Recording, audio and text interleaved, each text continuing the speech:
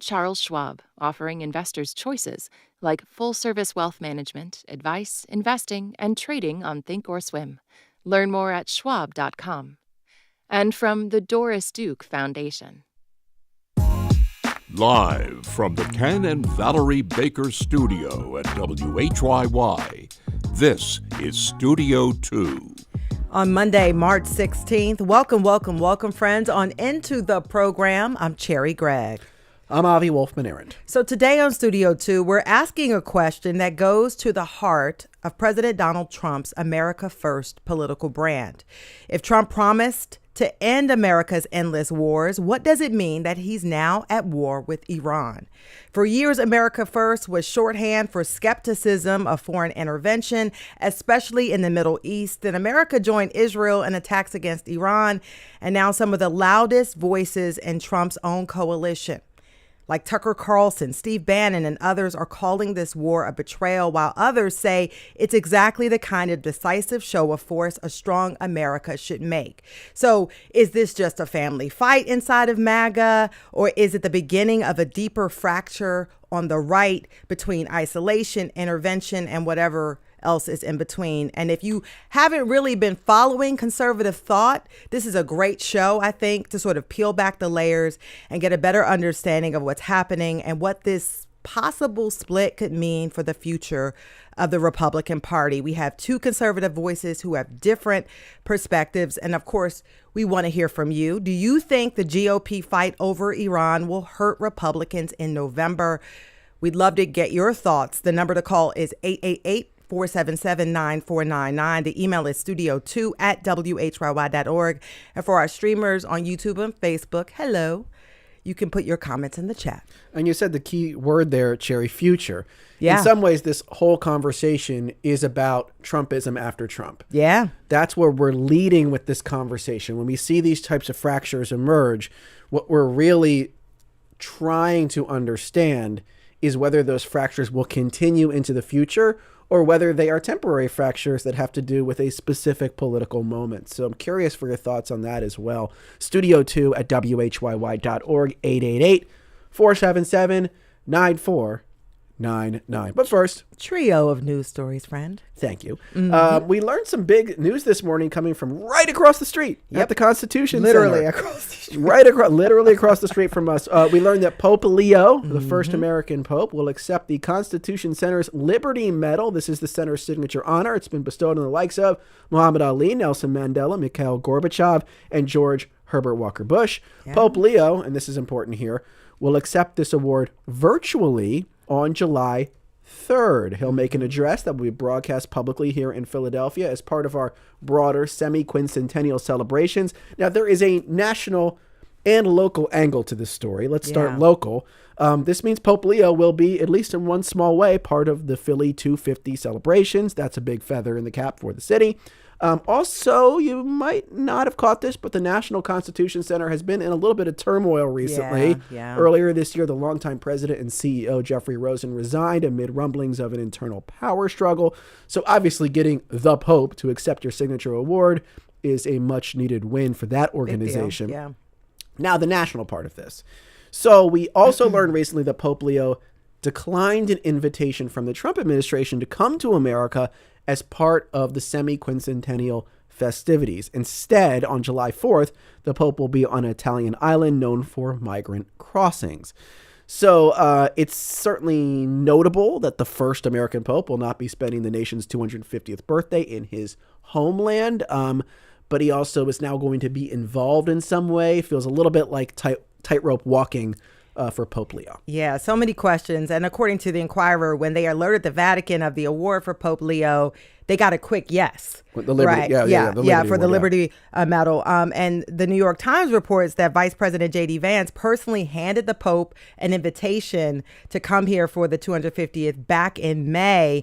And the Pope waited till February to sort of announce, that he wouldn't be coming. So that's a slow no. That's the slow. It That's is a slow no. a slow no. Yeah. And so it's a polite way of sort of turning down that invitation. And, Pope Leo has been openly critical of how how the U.S. is sort of treating immigrants and migrants here. Yep. But the National Constitution Center is nonpartisan. So, it goes back and forth. And by the way, I had to mention that the National Constitution Center presented the Liberty Bell to Ukrainian President Volodymyr Zelensky just in 2022. Pretty clear, Liberty Medal. Yeah. We did not give him the Liberty Bell. Sorry, Liberty Medal. Imagine Liberty if we gave Medal. the bell. I keep saying the bell, but I meant Liberty Medal.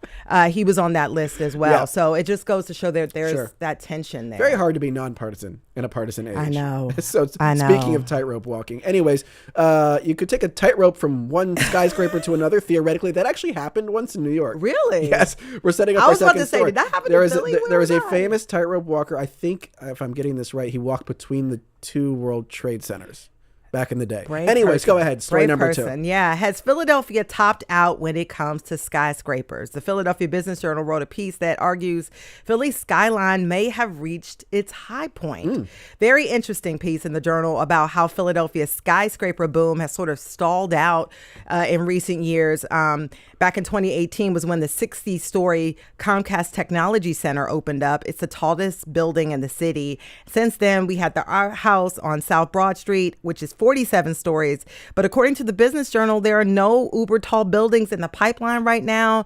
Plus, demand for office space has taken a nosedive. And, the Journal reports that office groundbreakings nationwide shrank last year to the lowest level in 25 years, with an 80% reduction in the amount of office space under development. And so Philadelphia, like many major cities, sort of trying to rework what to do with all this downtown office space. Yep. They're trying to turn it into residential space. And, you just sort of think about it, because in Philly, beginning in 1985, that was the first One Liberty Place opened up, and it was the first building that was taller than William Penn's hat, on City Hall. Yep. And since then, about a dozen buildings grew taller, changing the skyline. And now this may be the skyline we see now, may be it. Yeah, totally. And the change in the skyline became part of modern Philadelphia's iconography. You see it on T-shirts and pins, right? And so the idea that this may be it, some ways feels like the closing of an era. Now, it may not be it. It may not be. It could just be a lull. So clearly there is a lull when it comes to demand for office space and big office towers. And that's related to the fact that there are fewer office workers. Now, one way this could play out is that, yes, there are fewer workers, but as a result, those workers have more leverage and they can demand more luxury space. I want the corner office. They want nicer office space. Could that mean more horizontal, more vertical building in the future? We don't know. The other thing I'll bring up here is, what's the impact of AI on office work? Yeah. Because there's certainly one mode of thought that says AI will make a lot of white collar work specifically automated, which could mean fewer white collar workers, which would also hurt less potentially, downtown, office space and office buildings. And does that also factor into this sort of long-term look at what the skyline of this city and other cities looks like? But it is an interesting piece in the Business Journal to consider the possibility that maybe this is our skyline for the next 20, 30, 40 years. And it also made me wonder what will be the next trophy, because a lot of the companies would build these big towers to show their success. And they were homegrown companies. Comcast announcing it's here. Oh, yeah. Right? Comcast is like, we're changing the skyline. I mean, and so what will be the way that companies show their success? That. Yeah. Yes. So I wonder what that'll look like. No, it's a very interesting point as well. Exactly. What are the trophies of the future of the next generation of business? Because you won't. How will you see them? Yeah. Not driving down the street. Final story here before we get to a break. The newest dime design from the U.S. Mint in Philadelphia is not exactly getting a 10 out of 10 response. No. In fact, it's prompted some criticism, even conspiracy theories, that this is a ... warmonger's dime. So here's the backstory. For 1 year, the Mint is printing a special type of dime commemorating America's 250th birthday. The front of this dime, FDR, is being replaced by a profile shot of Lady Liberty. And on the back, there's a design that looks like the presidential seal. Now, but typically in the seal, the eagle, go birds, is gripping arrows in one claw and an olive branch in the other claw. Now, in this version, the eagle, again, go birds, is only gripping the arrows, no olive branch, which has raised some questions recently highlighted in Fortune magazine. Is this an anti-peace dime design. Makes you wonder. It does make you wonder. There has been really no comment one way or the other confirming or denying from the U.S. Mint itself, but the Trump administration has taken an active interest in coins and coin design since coming back into power, so it's not like totally out of left field. No, and I mean, I remember the American Women's Quarters program. You could see Maya Angelou on a quarter, Ida B. Wells. You had Bessie Coleman on the quarter, Eleanor Roosevelt. Right. That was sort of stopped under the Trump administration, scaled back. Also, a few years back, about 10 years ago, there was talk about putting Marian Anderson on the back of a $5 bill. Right? And then there was also talk about Harriet Tubman being on a $20 bill. All of that was sort of stalled because of politics under the Trump administration. So it makes you sort of realize how political our currency can be. I just like saying dime design, too. Dime design? I kind of like doing this story just for this. Dime design. I don't know. And strikes me funny. But it is. And I mean, it's the smallest little... It's a cute little coin, isn't it? It's a cute little coin. Yeah. Anyways, we're diming out some perspectives today on War and Peace, actually. It's a perfect lead-in. We're going to be talking about splits within the Republican Party over interventionism versus isolationism, and how this latest war in Iran is bringing some of those fractures to the surface. We'd love to hear your perspective. 888-477-9499. Email studio2@whyy.org. Few people.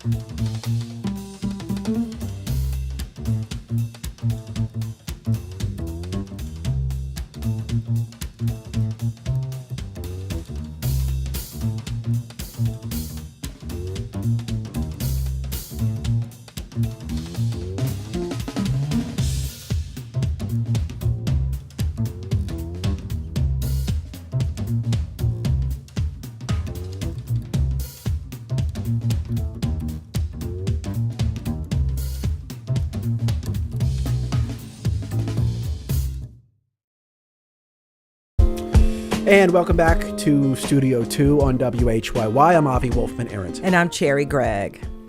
President Trump's decision to go to war against Iran is causing some fractures in his coalition. Trump famously campaigned on ending the era of endless wars and putting America first.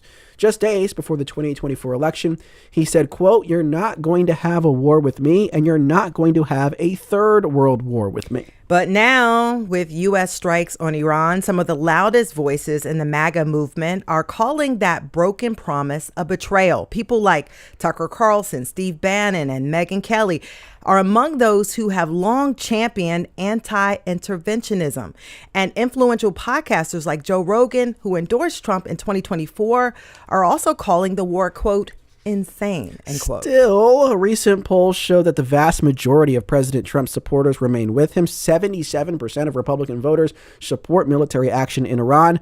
But as this conflict widens and the costs grow, will that backing erode? And how will this tension between isolationism and interventionism shape the GOP? We're getting two perspectives today from the conservative movement. Joining us, we have Kurt Mills, executive director of the American Conservative magazine. Kurt, thanks for being here. Thanks for having me. We also have Eli Lake, columnist for the Free Press and host of the podcast Breaking History. Eli, thanks for being on Studio 2. Thanks for having me. Yes, and for you, our listeners at home, on the road, or elsewhere, we want to hear from you this hour. Our question of the day is, do you think the GOP fight over Iran will hurt Republicans in November? The number to call is 888-477-9499. The email is studio2@whyy.org. And for our streamers on YouTube or Facebook, you can put your comments in the chat. Kurt, in that setup there, we mentioned that some of the loudest voices in the MAGA movement have been openly critical or skeptical of this action in Iran. But I guess I would like you to make the case that it's not just the loudest voices, that it's a larger fracture within the base that actually penetrates the minds of a large group of voters. How would you make that affirmative case? That this is not just a phenomenon of the Rogans, Kellys, Bannons, etc. Yeah, I mean, look, I don't want to fight with any of the empirics. I think objectively speaking, there's a contingent of Americans that are going to support pretty much whatever President Trump decides to do. So I would ask you to interrogate the counterfactual. If the president had decided to stick with the diplomatic approach and signed a deal with Iran, a better deal than the Obama JCPOA, I might add, I think you would have seen supermajorities of Republicans support that as well. I think there's just a large contingent of tens of millions of Americans who are glad that Kamala Harris isn't the president. I'm one of them. And, are kind of medium attention voters inclined to defer to the president's judgment unless things get really off the rails. I think the subject, though, is important. People like Tucker Carlson and Steve Bannon aren't just nobody, of course. These are some of Trump's earliest and most prominent supporters, and they run programming that is a lot of the most high information or high intensity kind of Trump viewers. And I don't think, I like both of them, but they're also ultimately businessmen, and they wouldn't be making these decisions if there wasn't a lot of engagement and a lot of concern. So I think in the early days of the war, you see, probably the most unpopular start to a war in American history, but you see the president's base at some level sticking with him. But this is not positive news for the White House. Leading original supporters, bleeding high intensity, high information voters, and this not even getting into the sort of martial failures on the battlefield right now. Eli, I guess I want to put the same question to you somewhat in reverse. Like, is it not alarming for the future of the Republican Party that you have, what is, at least to this point, a relatively contained, at least relatively short-term military intervention, and it's already created major backlash among big names within the movement? Does this not spell sort of a long-term problem for folks within the party that would like to see a muscular, outward-looking, interventionist style foreign policy? Well, the short answer to your question is it really depends on what happens in the war. If the war is a success, if the regime is significantly degraded and weakened and can't threaten its neighbors, then I think, much like the alarmism that we saw from the American conservative and Tucker Carlson before the 12-day war that said this would lead us to World War III, the critics will look like Cassandras. But I want to kind of challenge another point here, which is I think that there certainly are millions of Americans in the MAGA coalition who would support whatever Trump does. They support the man and they like his personality. But some of that is also based on, when I see this as this is seen as a betrayal. President Trump began his famous campaign in 2015, coming down the escalator. A lot of what he spoke about was how he wanted to get out of the Obama JCPOA, the Iran nuclear deal, and he would never allow for Iran to have a nuclear weapon. He has campaigned consistently on it, and this is one area where I just think you can go back to the 1980s. Trump has been a hawk when it comes to the Islamic Republic of Iran. Perhaps many millions of MAGA voters were unaware of that and they paid attention to other parts of his message, but I doubt that. I think that one of the appeals of Trump was that he was neither a kind of isolationist. He did not express a kind of naivete about, a revolutionary regime like Iran. And at the same time, he didn't want to engage in wars of nation building. And so far, what Trump is trying to do, I think it's kind of unprecedented, is he is effectively trying to, I think it is in many ways a regime change war. without any ground troops, without any commitment to have U.S. soldiers manning checkpoints or training police officers and so forth. And that's really the part of the Iraq and Afghanistan wars that made them so incredibly unpopular in the 2000s and 2010s. We'll see if he can pull it off, but I do think that in some ways he can keep fidelity with his supporters in this regard, because he never minced words about how he felt about the regime in Iran and how it was absolutely paramount to him that they never get a nuclear weapon. Yeah. And Kurt, I'd love to get your thoughts on that, because, anti-intervention folks have argued that this war in Iran is a betrayal of the voters who had backed Trump as the candidate who would stop these endless wars. And I want to, do you see it as a betrayal, or do you see it, as Eli argues, that he's basically in line with his hawkish nature on this particular topic of Iran? Yeah, I mean, look, Donald Trump has been in American life for 50 years. He's been looking at running for president since at least 1987. He said a lot of things about a lot of topics. So arguing that he's consistent because he said one thing in 1988 and decided to do another in 2026. 2016, Kurt. Interesting. His campaign in 2016 and 2020 never made to me. I mean, he says it's not how about 2024 random when he quote. ran as right? Am I allowed to finish my comment? Or? Please do. Yeah. All right. So he ran as the pro-peace candidate in 2024. His platform was overtly more solicitous of diplomacy with Iran than even Kamala Harris's was. The selection of J.D. Vance was clearly a nod to where he thought the party was going. And, the endorsements, I mean, he didn't sit with, Ben Shapiro or Eli Lake at the convention in 2024. He campaigned with Tucker Carlson. So, maybe he always prepared to pull the wool over our eyes or to do this betrayal, but it is a betrayal. And let me follow up with you, Kurt, for a quick second, because the folks who are anti-intervention on one side, it seems like this specific intervention in Iran sort of ruffled people's feathers a lot more than some of the other interventions. Let's say the one in Venezuela. Why do you think this one is the one where you see this sort of rift sort of really start to become clearer? Well, it's failing. They're getting Americans killed. They have no plan very openly. And they're risking the entire global economy for what is effectively a fanatical, radical endeavor, which is a narrow set of people in Washington, D.C. and in Israel who want to overthrow the regime in Iran.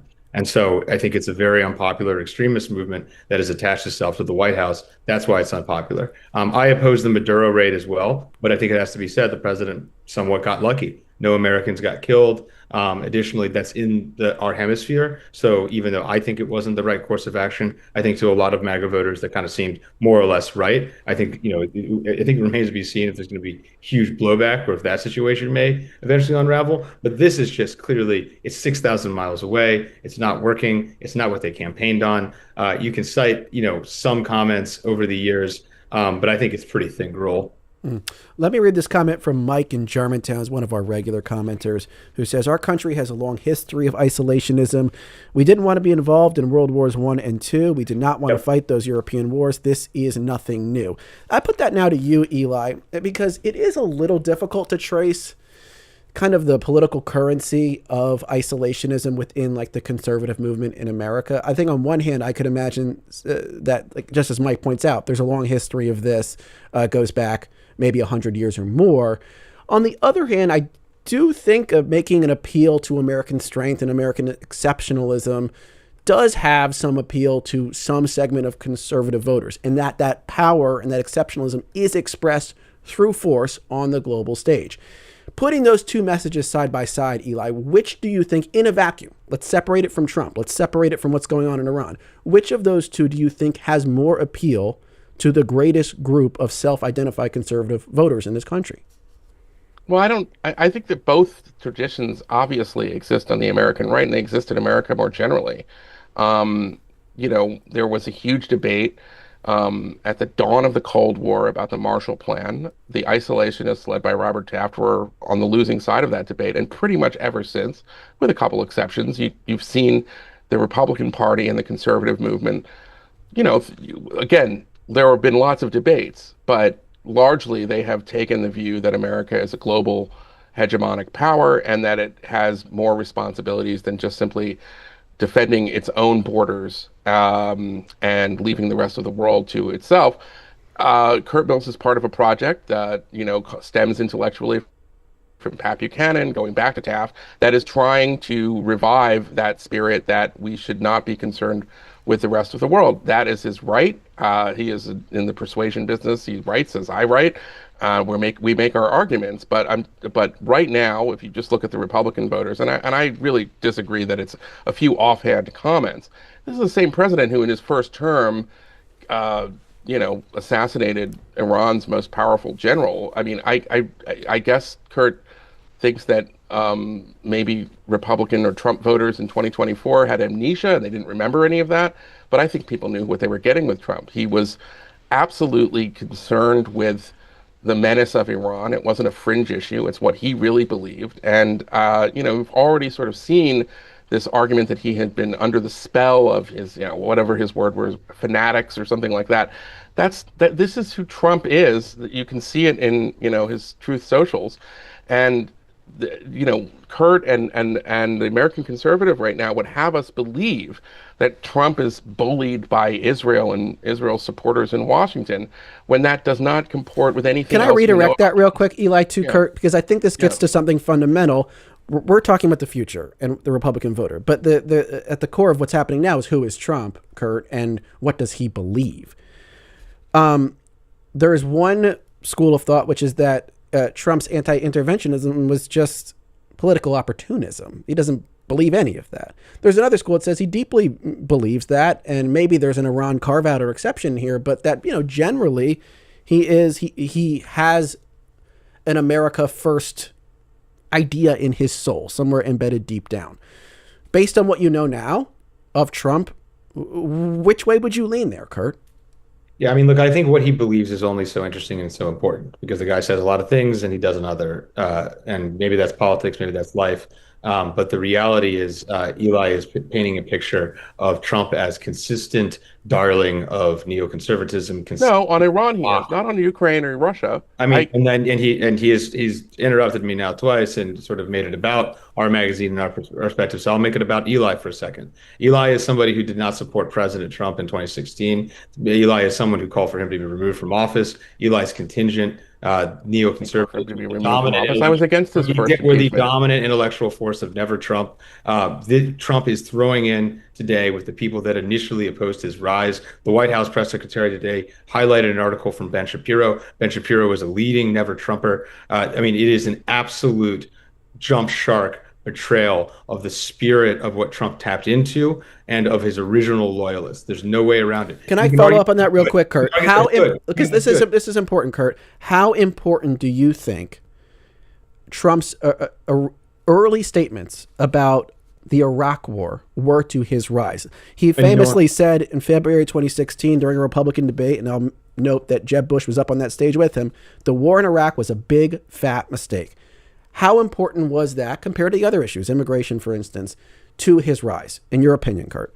I think it was all of one piece, which is Trump's essential pitch in 2016 was that the country was getting ripped off. The country had a set of elites that was concerned about global problems more than domestic problems. The country had been hollowed out its manufacturing. It had been flooded with immigrants, and it had been doing foreign policy that wasn't in the interest of the median American voter. That was the core pitch. If Trump had run as a Bush-style or Romney-style Republican, I don't think he would have gotten as far. I don't think he would have gotten far at all. In fact, if you look at the polling in June 2015, do you know where he was polling in June 2015? He was at 1%. He wasn't top 10. He was one of the most famous people in America. And when that happened, he got down the escalator. And by July 4th, on that message, and yes, the anti-war component was significant, helped deliver him on top of the Republican Party. And he's never relinquished that status since.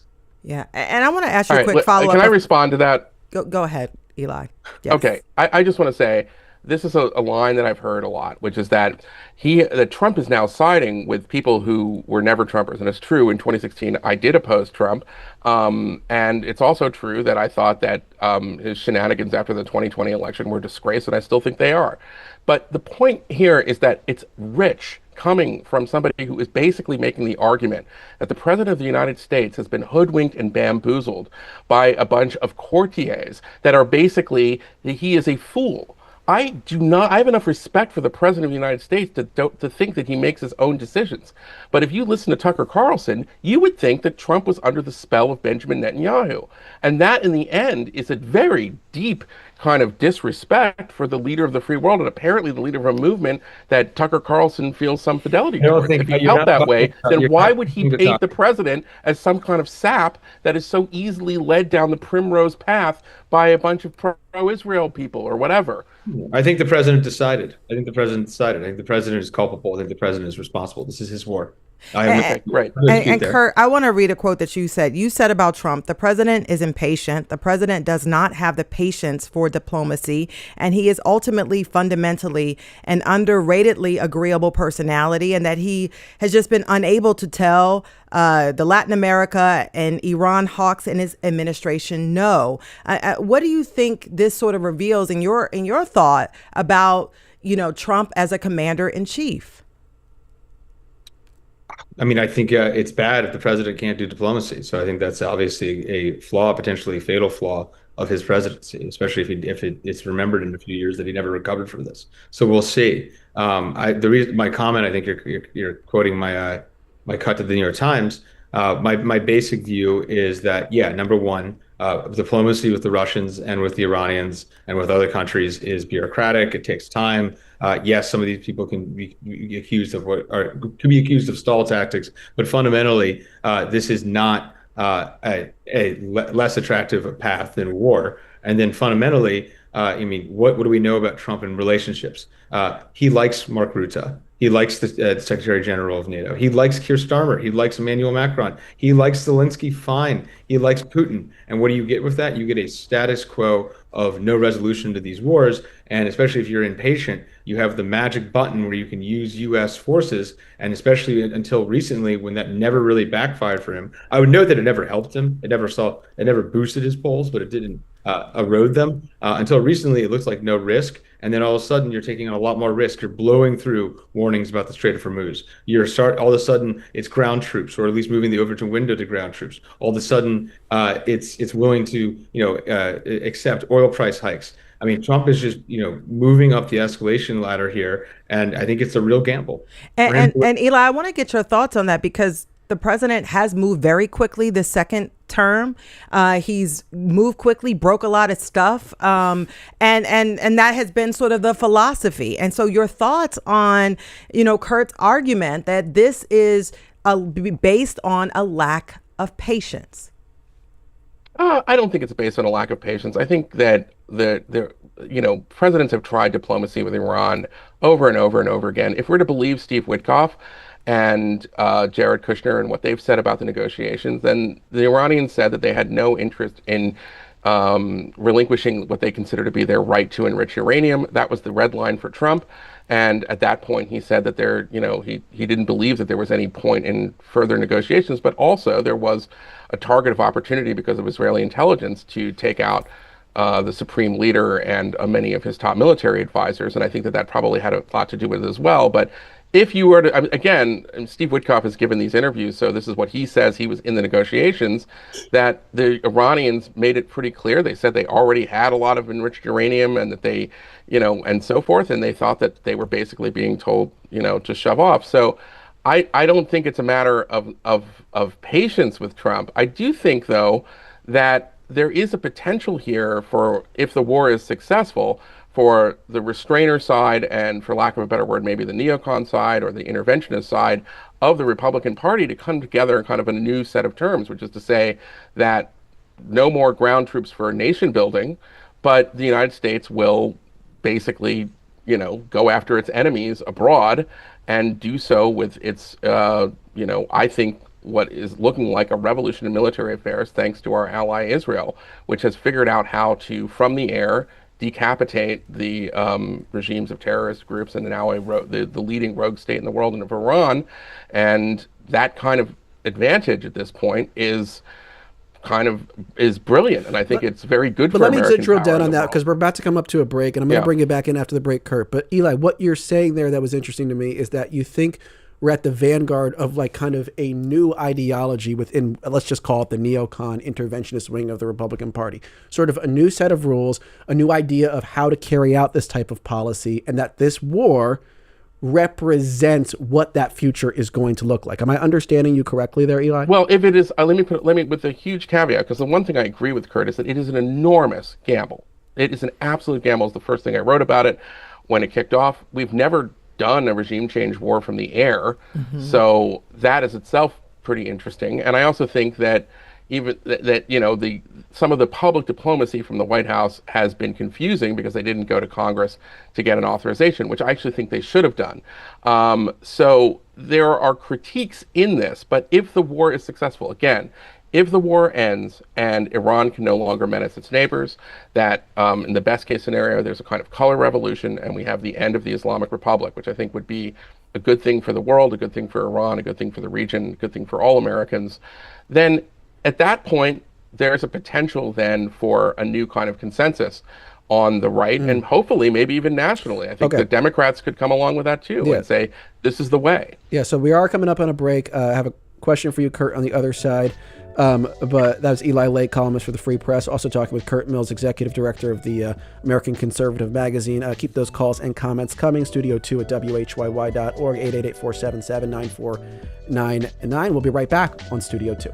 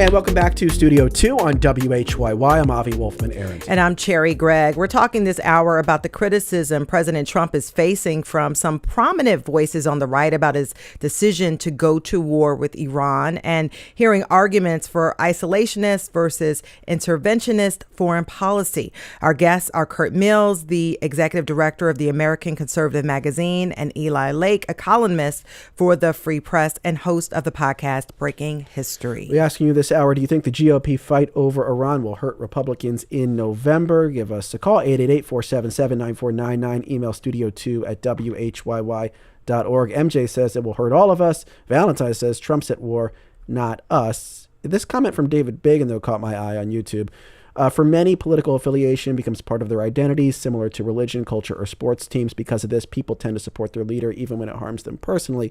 We're having this conversation about ideas this hour, Kurt, but I mean, like, I guess there's always this argument that at this point, American politics is about tribe and it's not about ideas.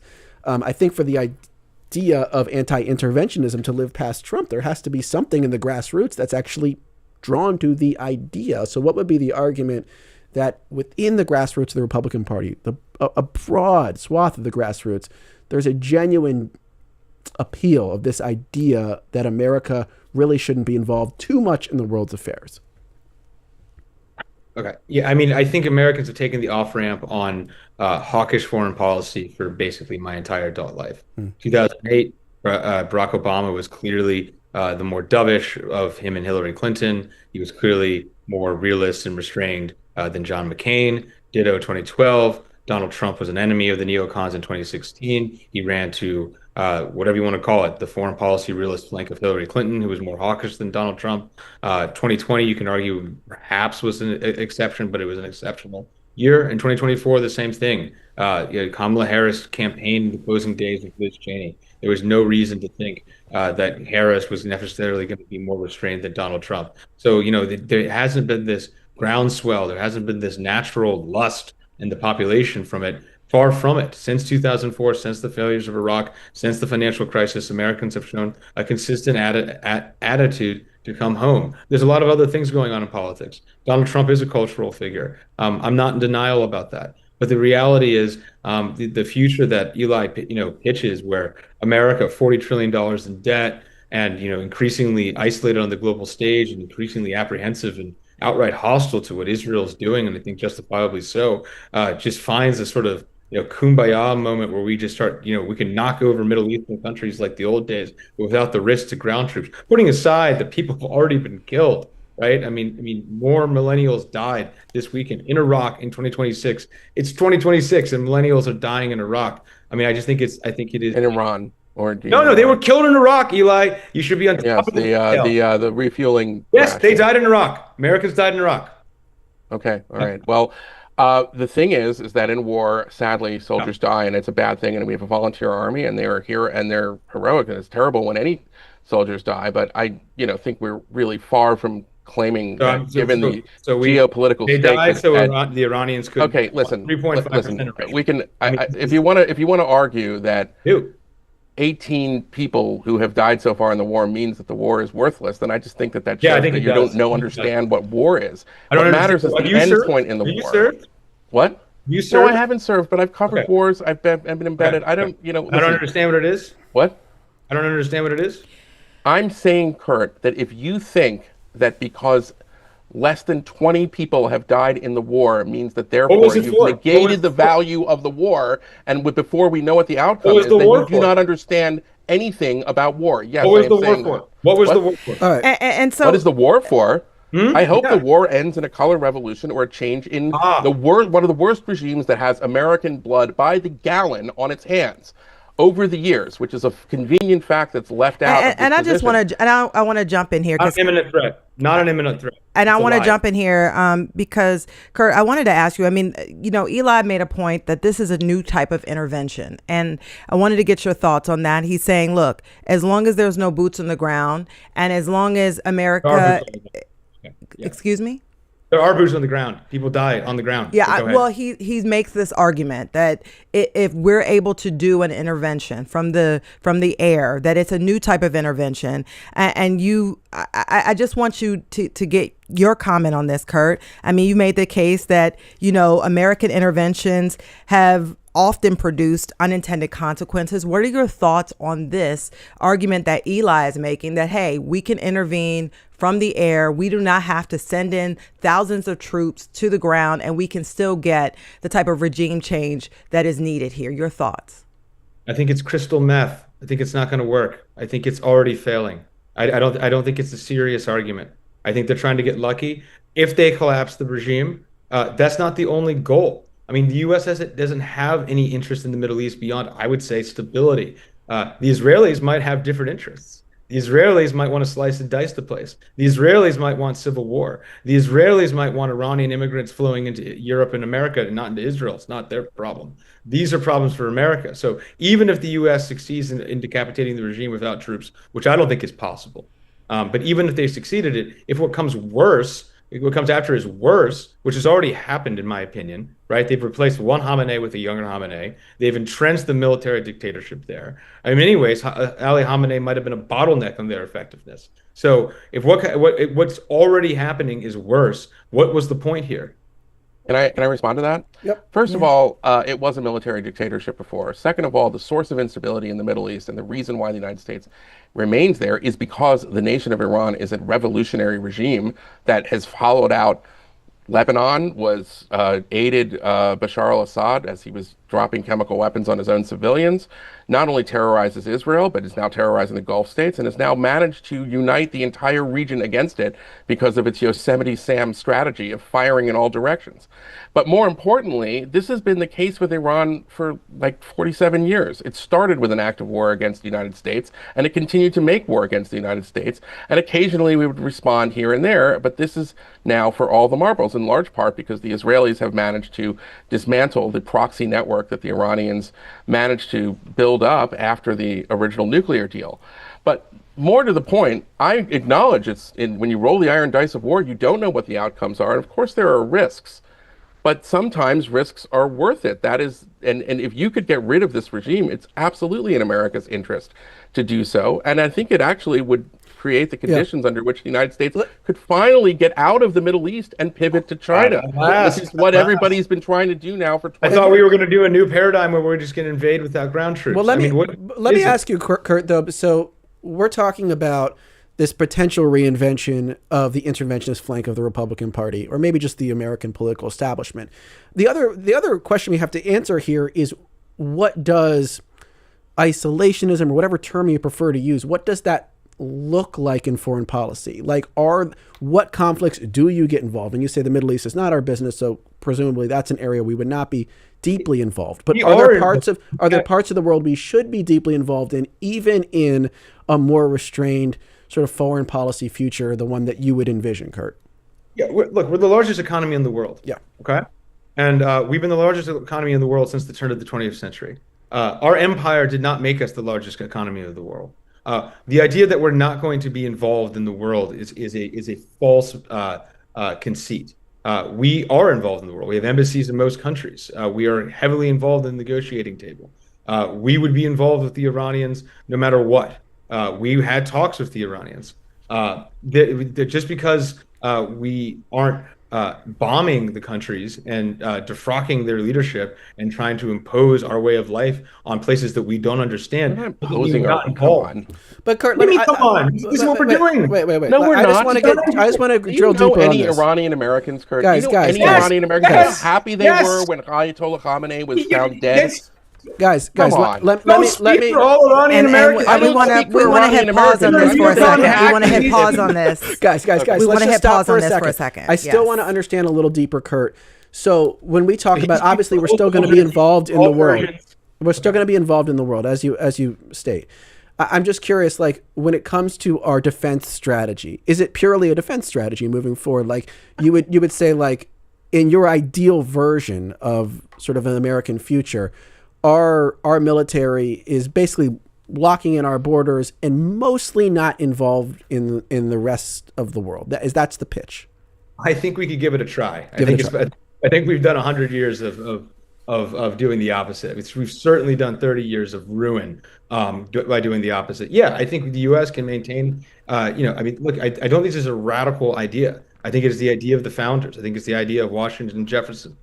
Peace, honest friendship, but no permanent entangling alliance with anybody else. The reality is we are in this war for Israel, and the idea that Iran is the source of instability in the Middle East is a joke. Everybody knows it's Israel. So let me flip that now to you, Eli. What do you think is the cost of what Kurt says? Let's try that, because I think you could this is quick and dirty history, but let's say starting around 1898-ish, we became a little bit more and progressively more involved in world affairs, first more in our backyard, but then obviously there were world wars that were fought.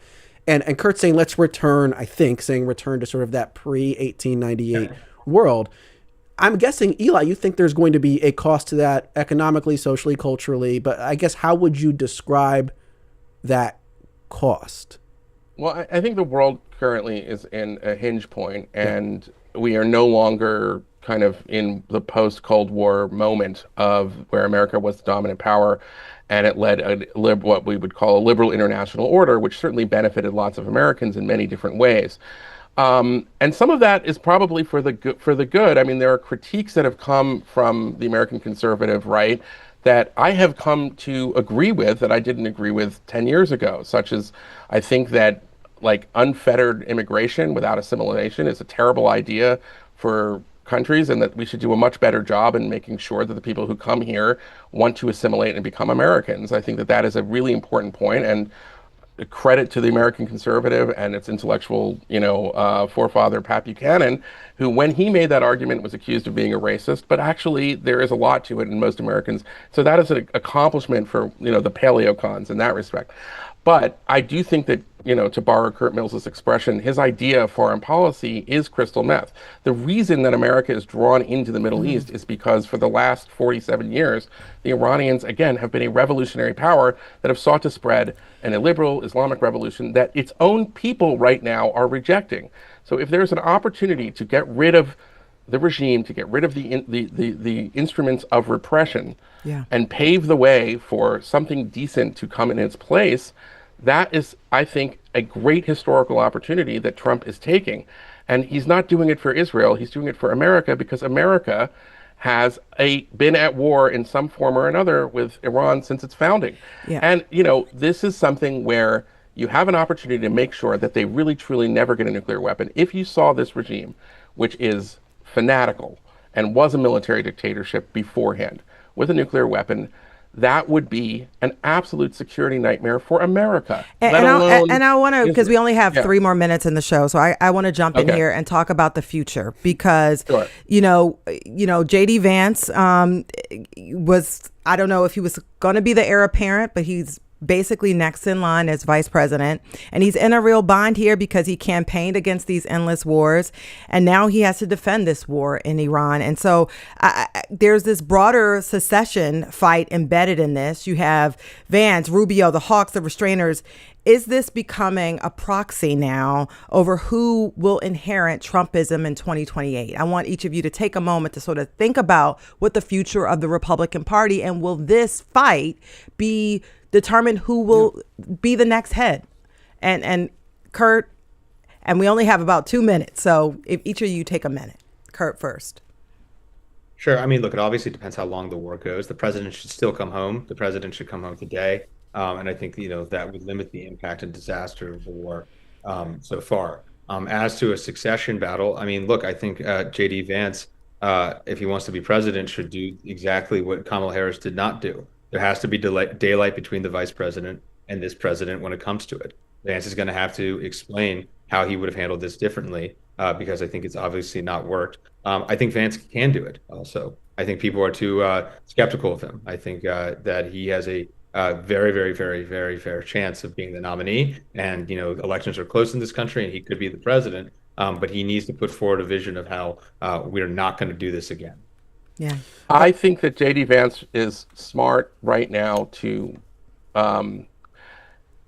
hold his cards close to the vest, because if the war is a success, then he will want to claim credit. If it's not a success, then he'll probably have to figure out a way to distance himself from Trump. But I still think that Trump has the power to make sure that JD Vance doesn't win a primary in 2028. So he has to balance that. He is in an unenviable position if we were to believe his priors. But, keep in mind, even talking about people who are never Trump, JD Vance was as never Trump as they got in 2015 and 2016, writing that Trumpism and MAGA were cultural heroin.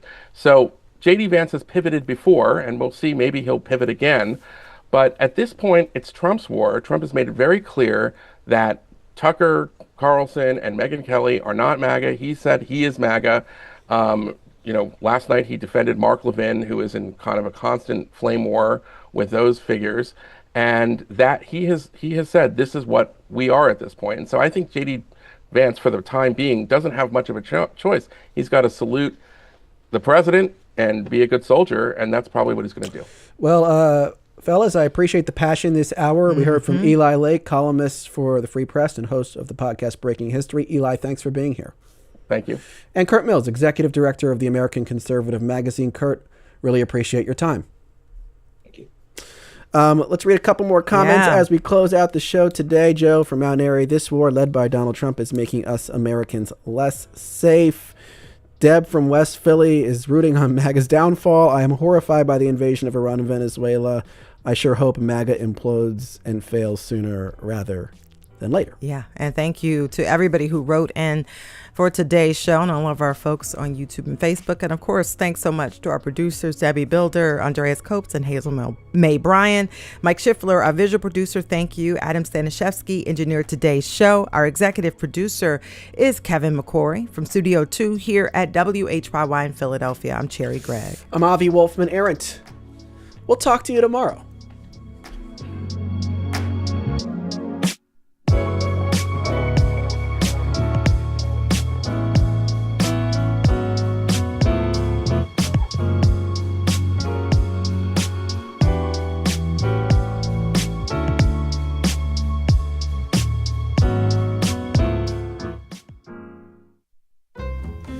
Tomorrow at noon, AI, deepfakes, and the new scary world of sexual harassment. A case out of the Radnor School District where a student allegedly used AI to generate nude images of classmates has put that issue in the spotlight, and it opens up some larger questions around AI and non-consensual imagery. So how does the law protect you if a deepfake nude portraying you appears on the internet? What can you do to protect yourself and your family, and what responsibility should big tech have in this conversation? We'll be talking about that tomorrow, but coming up next is Here and Now.